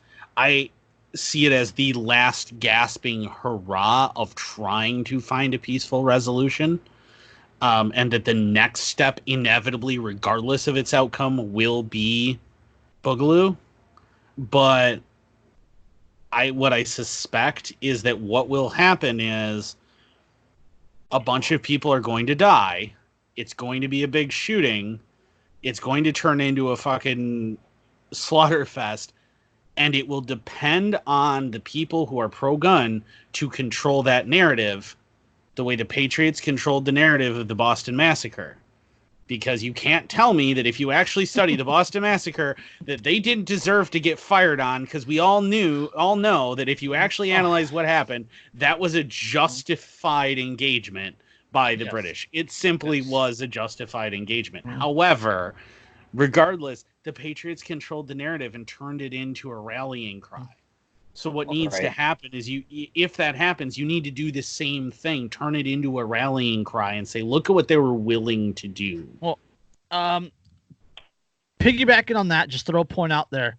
The Patriots controlled the media then. The Patriots controlled the flow of information. Right? Yep. Now the Patriots don't control jack shit. Like, what's the big one? So the Blaze, Daily Caller, woo, Daily Caller, Daily Wire, the Blaze, maybe OAN, One America, ONN, Yeah, One American like, News I Network. mean, none of those are none of those are on networks that none of those everybody are on has. network television. Well, I mean, the Blaze is its own network, and One America is its own network. But But Yeah, OAN what is what included on TV a channel are they few- on? Well, I believe they're actually on Dish Network. OAN and the Blaze are on Dish Network, but other than that, they're on nothing. Yeah. well, they're on So- Dish. They're on. I think Blaze is on. It might be on DirecTV. I know for sure Blaze and OAN are both on CenturyLink's Prism TV, and I think the Blaze is on Charter, but I don't know if OAN is. No, the Blaze not is here. not on Charter. It's not. They're Nope. not here. No. So my 2 cents is I'm a lot more pessimistic than either of you. There's no media there's no positive media coverage. Oh, there's no. if this there- turns into a show, Oh, there's no. nothing. no. Even the shooting- Blaze isn't going to cover that positively because they're going to be like some crazy assholes. one decide bad to get into a- apple, right? Yeah, bad Right. apple. Yeah. Exactly, But, because they're all I mean, bootlickers.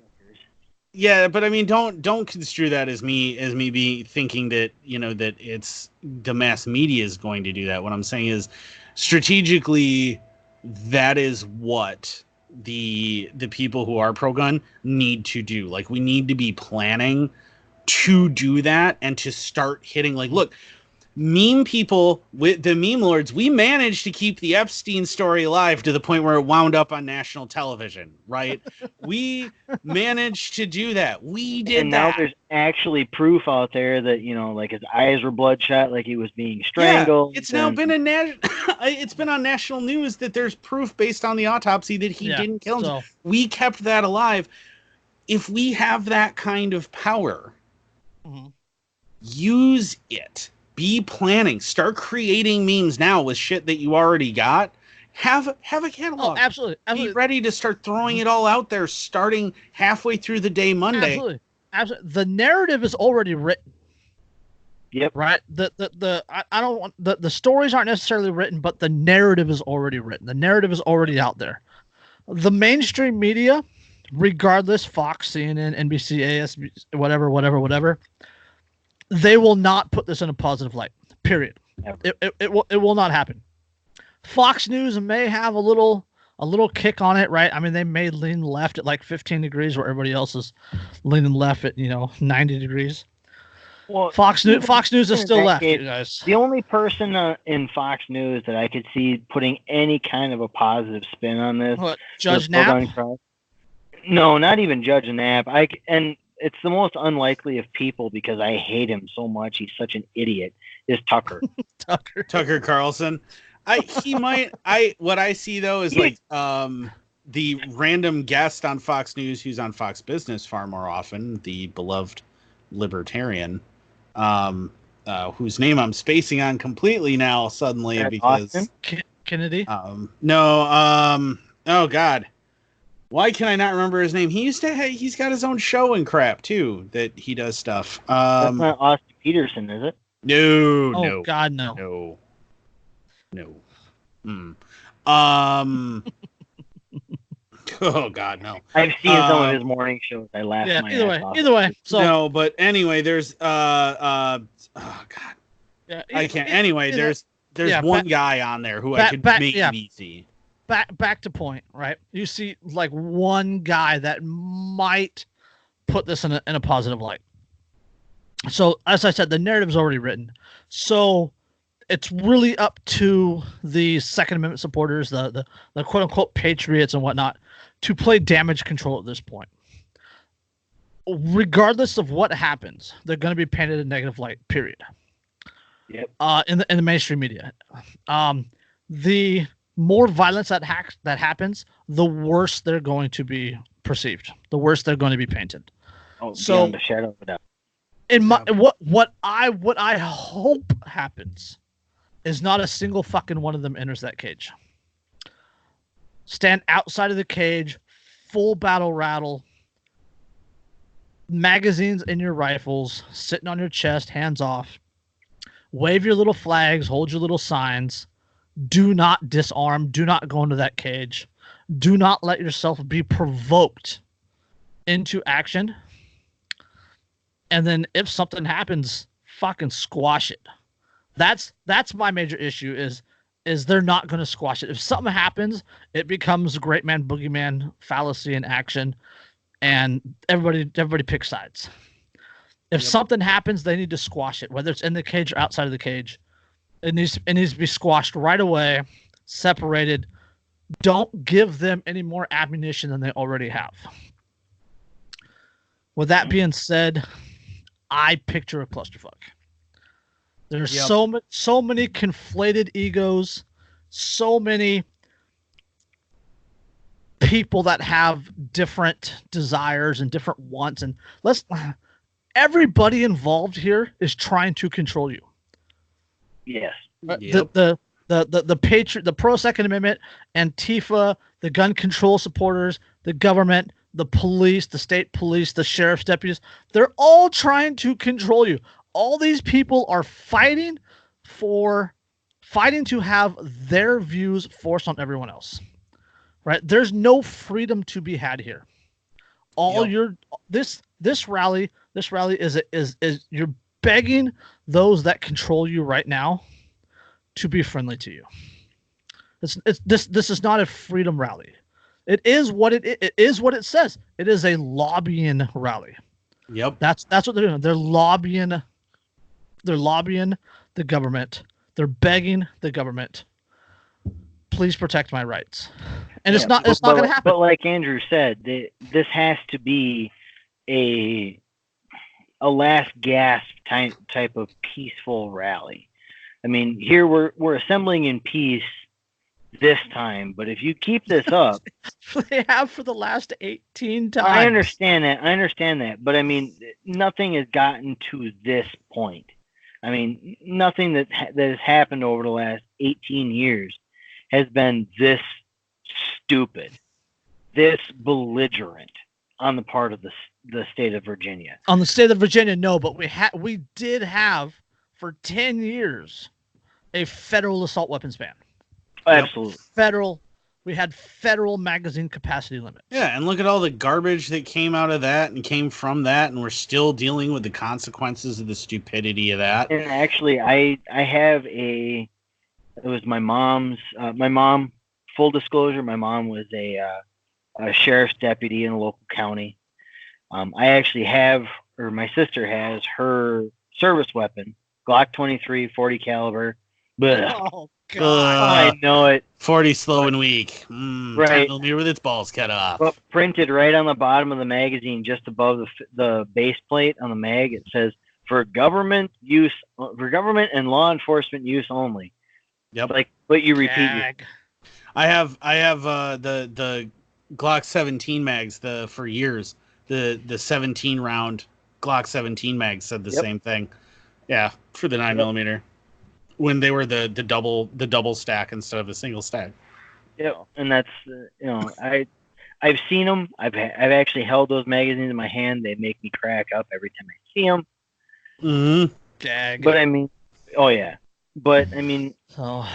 this has to be like Andrew put it though. This has to be like everything that led up to the Boston Massacre, where if you're really gonna cause the problem. If you're really going to start the shooting, it has to start either at this event or at the immediately succeeding event. Yeah. In order. Republicans in Florida have passed gun control bills out of committee. New Mexico has gun control going up right now. Washington has huge gun control bills going up right now. Nevada. And it was like Indiana and like Ohio has some, and then like Kentucky, some DemSoc introduced some gun control that won't go anywhere, but I mean they're still introduced it. Right. So I'm surprised it hasn't gone anywhere in Wisconsin with as much. New Hampshire Evers is trying real hard though. He sure is. New Hampshire just passed red flag laws and live free or die state. Vermont has some gun control going through it, so it's spreading.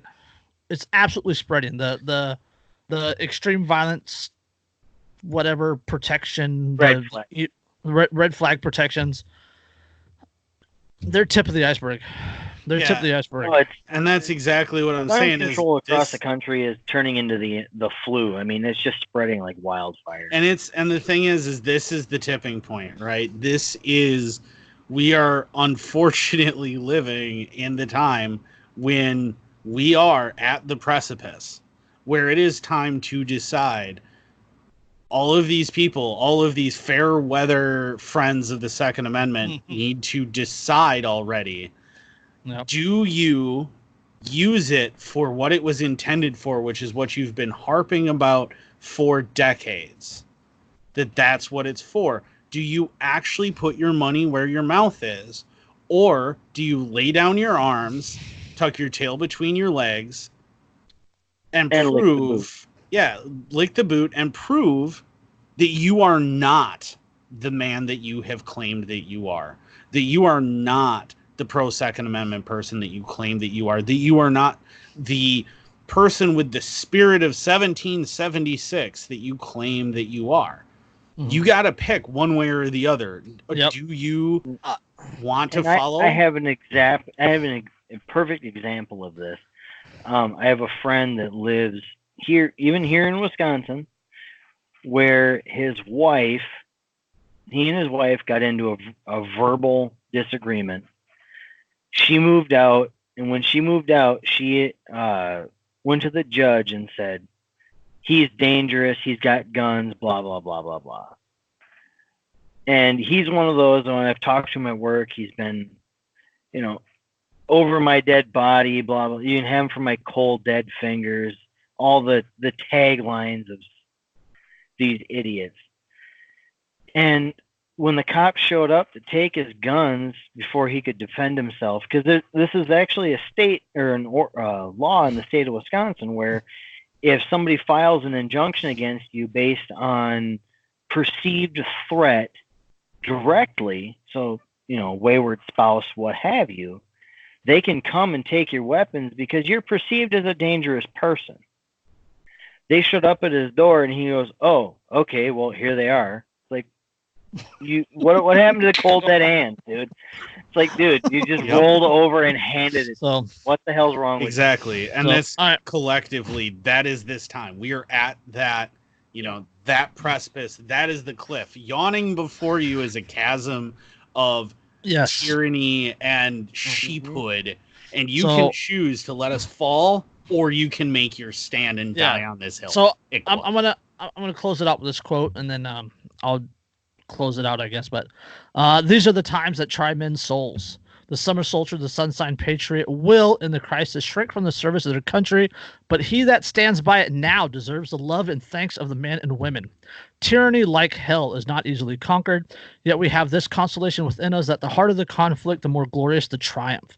What we obtain too cheap, we esteem too lightly. It is dearness that only gives everything its value. Heaven knows how to put a proper price upon its goods, and it would be strange indeed if so celestial an article as freedom should not be highly rated.